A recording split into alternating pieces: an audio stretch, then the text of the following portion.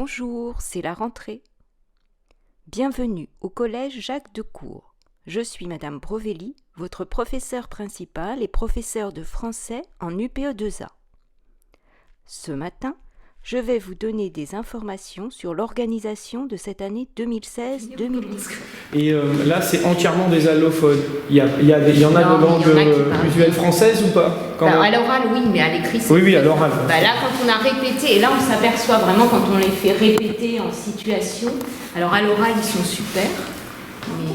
Ils ont été scolarisés ou pas tous? Alors, normalement, ils ont tous été relativement bien scolarisés. Sinon, ils vont dans une autre structure. Mais dans les faits, il y en a qui n'ont pas été tant scolarisés que ça, qui ont eu des ruptures de scolarité. En maths, surtout, elle se plaint.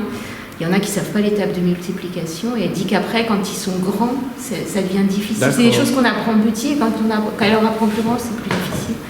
Et elle sent, puis comme elle les a en petits groupes, elle leur parle vraiment, et ils racontent qu'ils sont restés tant de mois sans aller à l'école. Après, des fois, ils ont traversé plusieurs pays le temps qu'ils arrivent, qu'ils trouvent le chemin du Cazenave, qu'ils s'inscrivent jusqu'ici. Des fois, il se passe 1 an, et du coup, ils ont un trou d'un. Donc, la prise classe inversée la semaine est organisée par l'association Inversons la classe, grâce à laquelle j'ai découvert cette pratique pédagogique.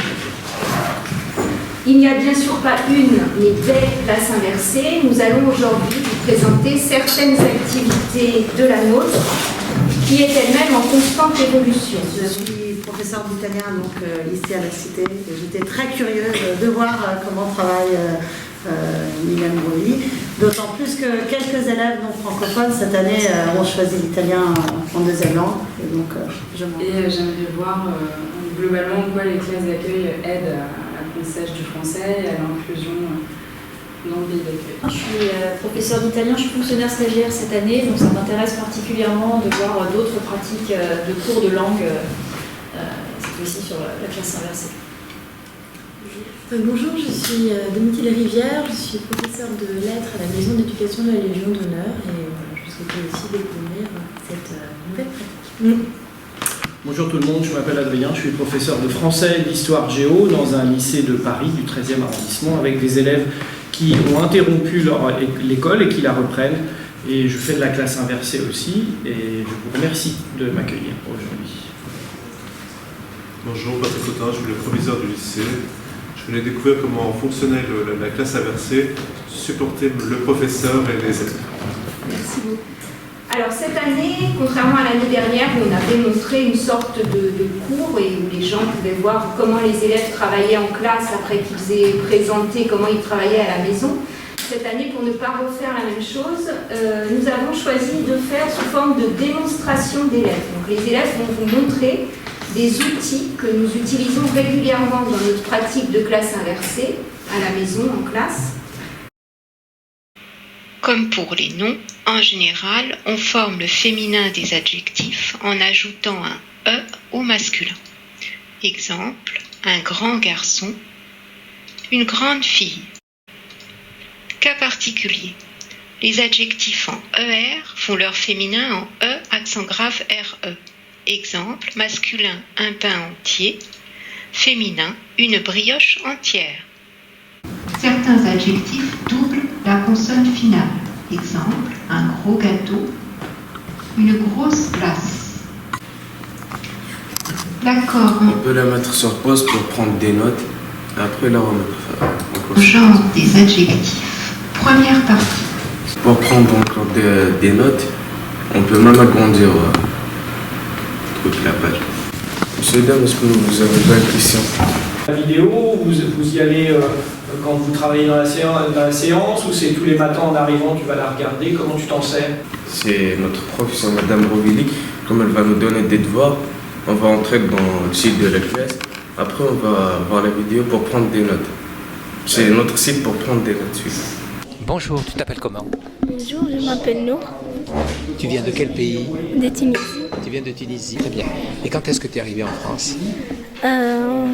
En juillet 2016. Donc il n'y a pas très longtemps. Oui. Tu parlais bien le français quand tu es arrivé ici ou tu ne le parlais pas du tout? Oui, je parle un peu. Un petit peu? Oui. Bon. Cette classe, elle pratique un fonctionnement particulier. Tu regardes des vidéos à la maison? Oui. Mais quand tu as dit à tes parents, je vais regarder des vidéos pour comme travail, qu'est-ce qu'ils ont dit tes parents?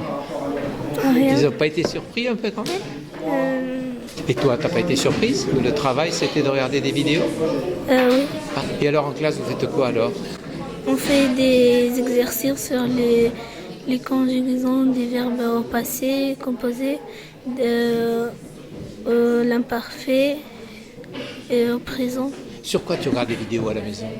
Quel appareil tu utilises? Mon téléphone. Sur ton téléphone? Oui. Tu as donc un smartphone et tu regardes sur ton smartphone, tu regardes les vidéos? Oui. Est-ce que tu le regardes sur ordinateur quand tu viens dans la classe? Oui, c'est qu'il y a des gens qui n'ont pas d'internet à la maison, ils peuvent rester ici le vendredi à la fin d'heure et ici au CDI. Au CDI. Quand tu regardes une vidéo, tu la regardes une seule fois ou plusieurs fois? Une seule fois. Une seule fois et tu comprends immédiatement? Oui. Tu reviens pas en arrière quelquefois? Oui, je reviens en arrière pour écrire. Le professeur vous donne des vidéos à voir à la maison? Oui, je regarde. Avec un ordinateur, comment tu fais? Non, avec une tablette. Tu as une tablette à la maison? Oui. À toi? Personnellement ou à la famille? Non, famille. Tu les regardes seul ou tu les regardes avec tes parents? Non, regarde avec mon frère. Avec ton frère? Oui, un petit. Il est tout petit. Bah, ça l'intéresse lui aussi? Oui. Qu'est-ce que tu fais après avoir regardé ces vidéos? J'ai écrit un cahier de texte parce qu'il y a beaucoup d'informations, c'est ça. Qu'est-ce qu'il y a comme information dans le cahier de texte? Exemple, pour demain, il y a un exercice et j'ai oublié. Alors je vais à un cahier de texte pour regarder qu'est-ce que je fais demain. D'accord. C'est ça. Et ce cahier de texte alors, où est-ce qu'il est? Dans les sites de internet, www.labrovili.com. Au début, c'était dur, mais après ça allait. Tu viens de quel pays? Je viens d'Angleterre. Tu parles anglais donc? Oui. Couramment? Et je parle ourdou aussi. D'accord. Alors qu'est-ce qui est difficile dans la langue française? En français, je crois que c'est les verbes. L'écriture, d'accord. Les verbes, la conjugaison des verbes. Oui. C'est plus difficile qu'en anglais. Oui. Et alors? Mais Madame Brovelli, elle monte les vidéos, après je comprends. On fait des exercices, après je comprends. Les vidéos, c'est à la maison? Oui. Là, maintenant, je comprends les vidéos. Et alors en classe, vous faites quoi alors?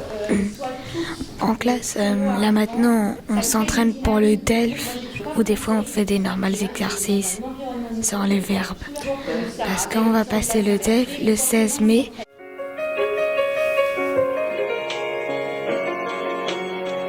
L'épiphanie a lieu le premier dimanche de l'année. On mange la galette, celui qui a la fève et le roi choisit une reine. Non, c'est facile pour apprendre le français, c'est pas difficile parce que, comme vous avez vu, on utilise beaucoup de logiciels, oui, pour apprendre. Oui. Et à la maison, alors, quand vous regardez les vidéos, vous les regardez avec quoi? Avec Internet, avec une clé USB, avec votre ordinateur? Comment ça se passe? En fait, moi, je les regarde avec Internet. Des fois, j'utilise mon téléphone et des fois, j'utilise un ordinateur. Donc, smartphone ou ordinateur? Oui. Ça dépend. Comme je suis entré ici dans la classe, ça fait pas comment bien faire avec les téléphones. Après, j'ai utilisé avec l'ordinateur. Après, ça va, ça venait. Est-ce que vous vous attendiez à ce que les cours vous seraient donnés sur une vidéo pour travailler en classe ensuite? Est-ce que vous attendiez à cela quand vous êtes arrivé dans cette classe? Non, je m'attendais pas à ça. Alors, quelle impression cela vous a donné? C'était facile. On fait la vidéo à la maison, après on le corrige dans la classe. Après, Madame Brovelli, elle demande si on a compris, si on n'a pas compris. Si on a des élèves, ils n'ont pas compris, elle va répéter, jusqu'à qu'ils vont comprendre.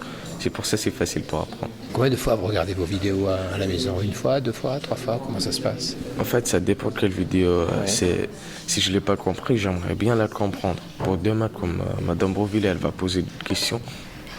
Alors qu'est-ce que vous faites dans ces cas-là? Je la regarde une fois, je l'entends, tout ça. Après, je la mets sur pause, comme je vous ai montré tout à l'heure. Je la mets sur pause pour écrire. Je la regarde la troisième fois, je vais bien être sûr de moi. Pour demain, je saurai répondre à Madame Brovelli. Merci. De rien, monsieur. Tu viens de quel pays? Je viens de la Colombie.